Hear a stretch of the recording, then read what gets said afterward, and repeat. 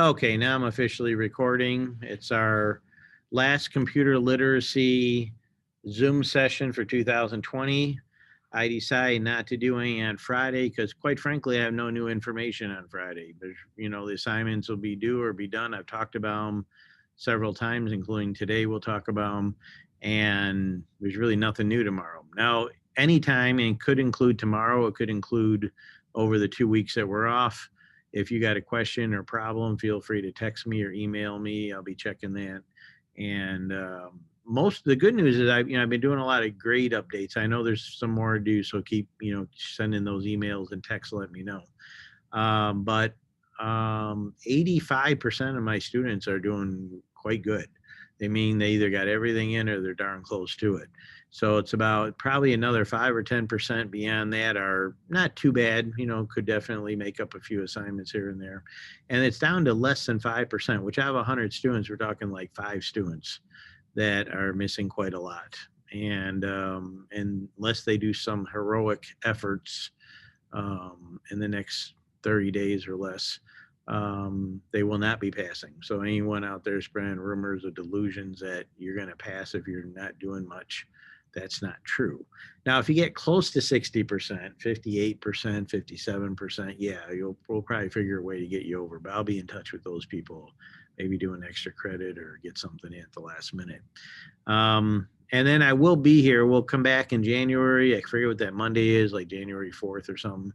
And we'll be back to our Zooms, and I'll be often at school, like on Mondays and Wednesdays, typically, sometime Thursdays.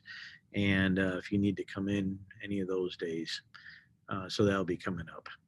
We will have an internet test near the end, but I don't know if we're technically going to call that our final. If we don't call it our final, it means there is no official final. We're definitely not doing one that's going to be comprehensive or be 20% of your grade like a normal semester. So if we do some type of test, it'll just be on internet stuff I'll talk about when we get back in January. And you can use notes in that, so it'll be more like an assignment. So that's what's going on there. Without further ado here, I'm going to share my screen and just talk briefly about a few things relating to our class.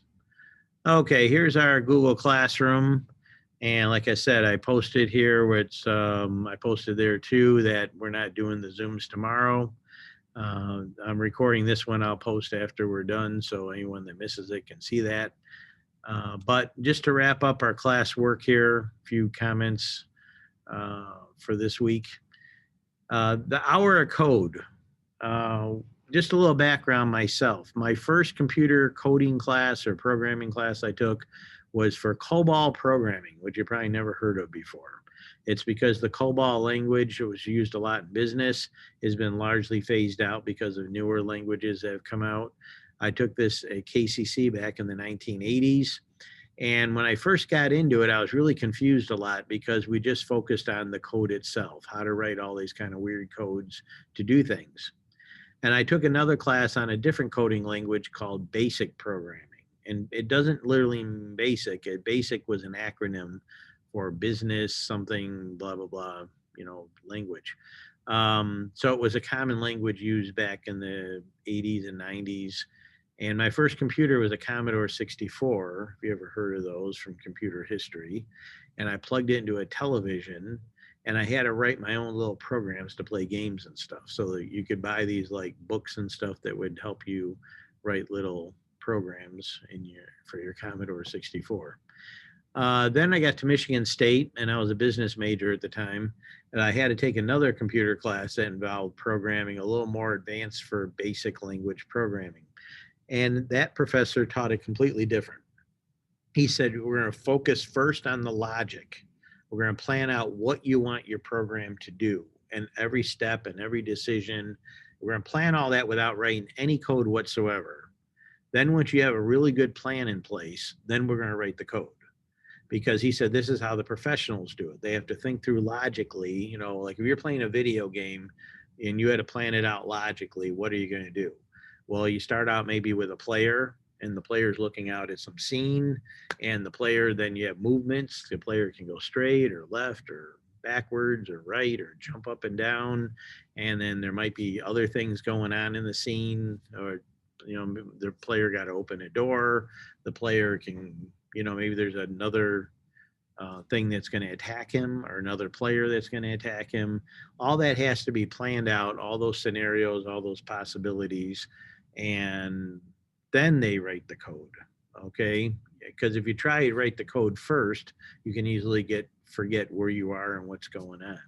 So the idea of our code, now this is way back to a much more basic level, it's just to give you a little sense for what some of that thinking is like. So you're not necessarily writing code per se, you're doing what the coders have to plan and think through when they write the code. And then when you learn the code, it's just showing you all those types of things that you might want to do in your software. So if any of you like this kind of stuff, I encourage you to look into that as a possible career field, because in the United States, we have a huge shortage of people that go in to write software and learn these skills. And what that means is we have to bring in hundreds of thousands of immigrants to fill those jobs. Now, without all the immigrants we have in computers and science and engineering and medicine and all that, we would not be the economic and technology powerhouse that we are today. It's that simple. The majority of the startups in Silicon Valley are by immigrants. Majority of people getting masters and PhDs in computer science and engineering and math and physics are immigrants. Immigrants is what build us into such a great country. But having said that, I also want those of you born here to also pursue those fields and also go into those areas and also get those high paying jobs. And they require a lot of work, taking a lot of math and science and things like that. And I encourage you to consider that. And especially girls. I mean, there's a big shortage of women in these jobs. And a lot of these companies are looking real hard for women programmers and women that can do some of these type of things. So just throwing that out there to think about, because there's some great career fields. I love the immigrants. My grandparents are immigrants.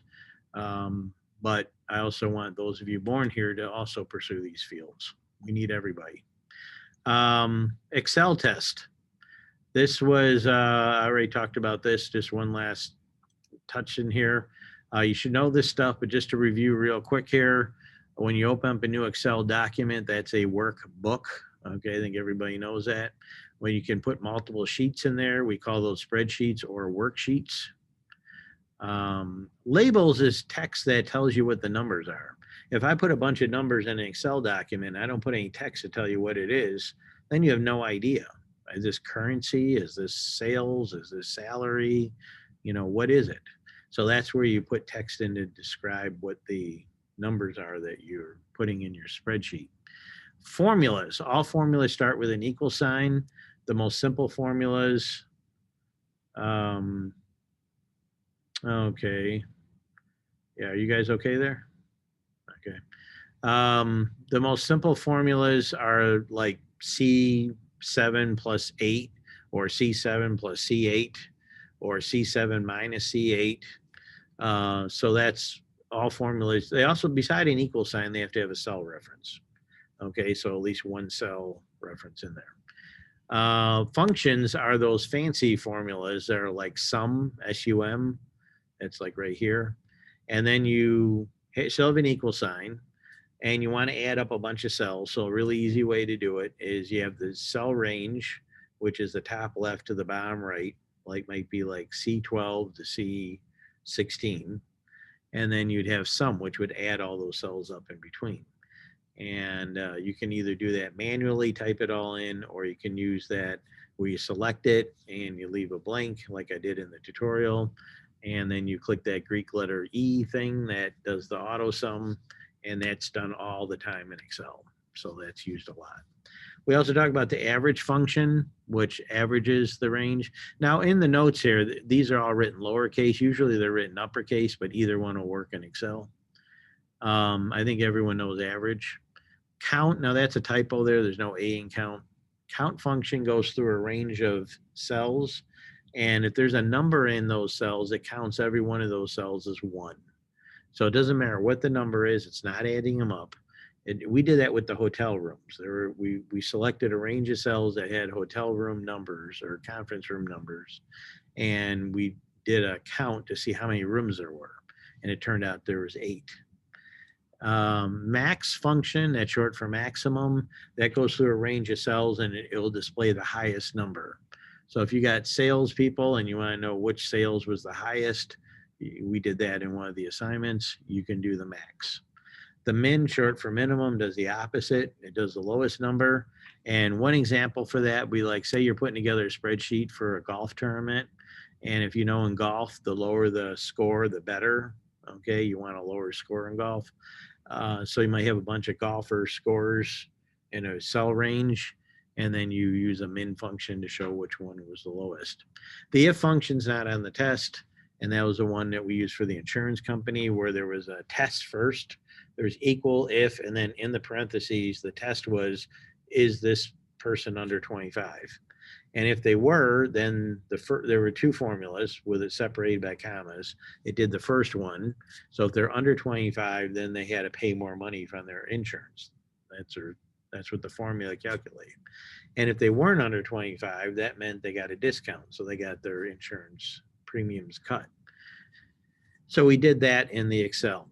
Charting's not on the Excel test, but we went over the charts. It's a very popular and common thing that people use Excel for. So you'll find that quite useful in the future if you ever need to make charts or graphs. And it's actually quite easy to do. When you're doing it on your own, you're not sure what to do. I mentioned this when I went over it. Just try things. Try one, see how it looks, see if it makes sense.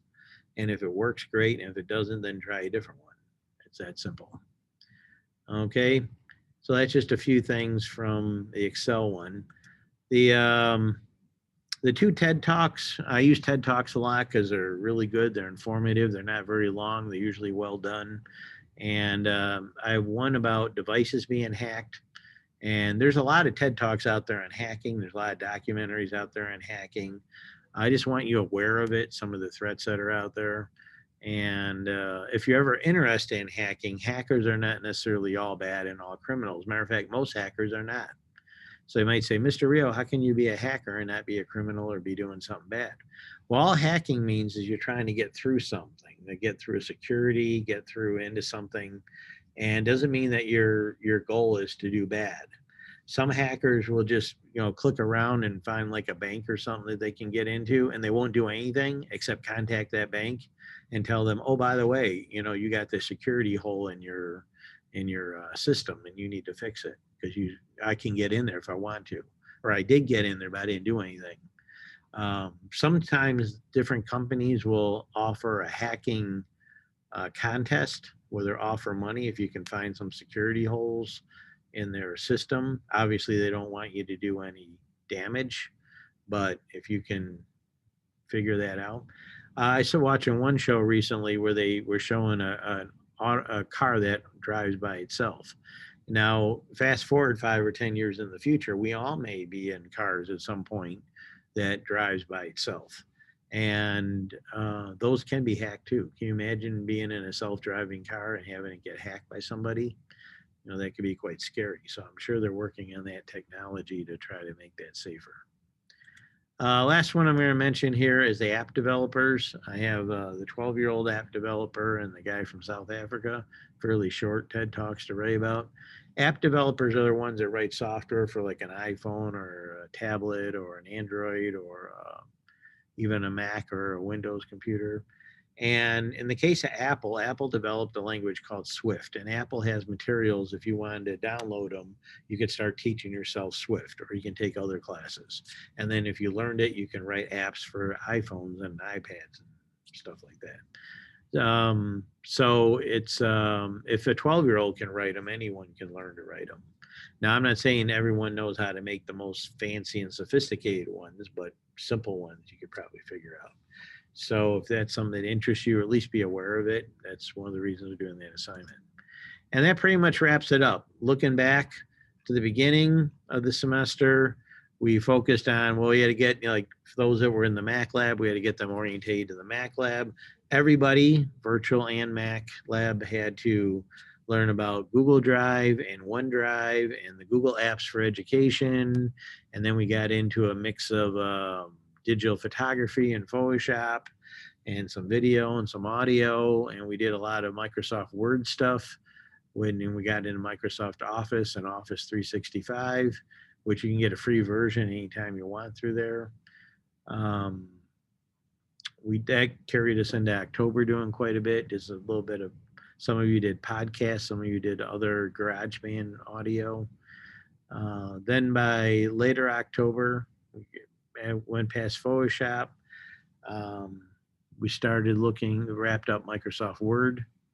And then by very end of October and in November, we did multimedia presentations with PowerPoint. So we focused there not on the software. We focused on a multimedia presentation. So the idea of multimedia is you got something you want to share, something you want to present, but rather than just talk, you're going to put up some pictures and video and graphics and audio and whatever. So PowerPoint is one of the most popular tools for doing that. There's also Google Slides that many of you are familiar with, and some of you may have used Keynote, which is an Apple software for this. So we did that. And we're looking at various topics along the way on the internet and on being safe online. And then we got into Excel, which is important, another part of Microsoft Office like Word and PowerPoint. And we did learn spreadsheets, which we're wrapping up now. And now we're still doing internet topics and some general computer topics, which will continue into January. And if any of you get a new computer or anything over the break, feel free, if you want to give me a heads up, tell me what you got. Or if you're looking to buy something and you want to ask a question, feel free also. Don't forget about CNET. You can check CNET. Got some good advice. There's a lot of other websites and YouTube videos and that giving you tips on stuff too. So that's pretty much it. We're not quite done with first semester, but we're close. We're very close. Those of you that are behind, not very many, but for those of you that are, the next 2 weeks will be a great opportunity to catch up. And you can still email me or text me if you got questions. So that's pretty much it. 2020. We're heading for 2021. I got an email yesterday. Teachers are near the top of the list for vaccines.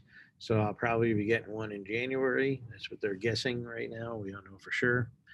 I hope all of you are healthy and stay safe and have whatever you celebrate. Merry Christmas, Happy Hanukkah, Kwanzaa, whatever's out there. And Happy New Year too. Keep an eye out. We'll be sending out the links to HCTV and I'll be sharing that. And that's pretty much it. If any of you got questions or anything, I'll check the chat. I'm going to unshare this here. Just checking out, see what people are up to. Okay, Tamara's chilling, listening to music. Okay, that's good, Tamara.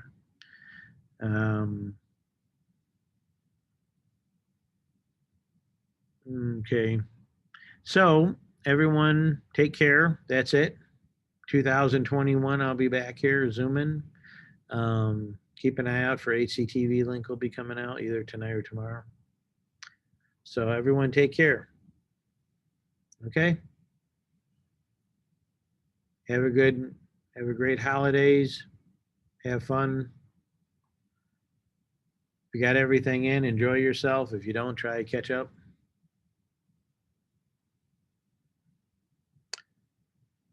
What's your thoughts on the new consoles? Well, I don't have time to game, but I am interested to learn about them just so I could find out what's happening. I try to keep up on tech. I've heard very good things about both the PS5 and the Xbox. The main preference people have usually is about what games they play. So if the games you like best are more on the PS5, then obviously that's your choice. And if your games you like best are on Xbox. But I think you got some great choices out there either way. It's kind of like, do you buy an iPhone or an Android phone? Two great choices, we can be happy and do fine either way. So whatever's best for you. Okay, yeah, thank you. Merry Christmas to you too. Take care, Paige. Take care, Tamara. Take care, Luke. Take care, Dom. Okay, I'll see you. I'm going to go tape HCTV anchoring right now.